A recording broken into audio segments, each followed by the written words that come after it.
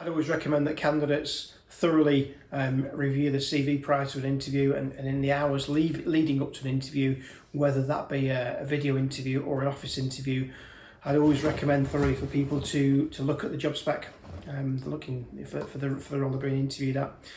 Really look through the skill set that is written on that job spec, and make sure that your skills are exactly honed to the skills that the particular client's looking for.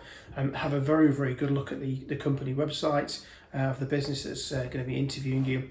Come together with a little bit of a strategy for some facts and sort of things that you know about that business. So, for example, when it was formed, where they're based, if they've got multiple office locations, if it's for example a tech role, what particular languages do they develop in, for example.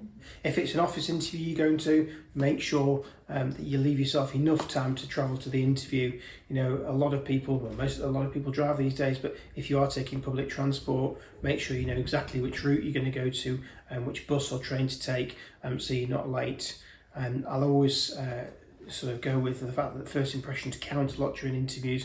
Whatever clothes you're going to wear, I'd always recommend still going very smartly dressed, because as I say, first impressions matter, to make sure that your clothes are all sort of presentable and ready, so there's no mad rush before you need to leave for the interview.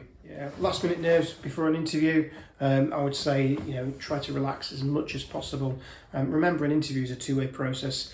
You've got to enjoy that process as well, because it's a prospective business where you're going to be spending a number of years of your career going forward if you're to be successful and get the job. I'd always recommend, just don't rush in the morning or the afternoon of the interview. Leave yourself enough time, because there's nothing worse than being in a rush, because that will just make you more nervous as well. For any last minute questions, give your recruiter a quick call if they've got any tips or pointers they can give you. They've got the relationship with the particular client, so it's always good to get a view from them, see what tips they can give you as well prior to the interview.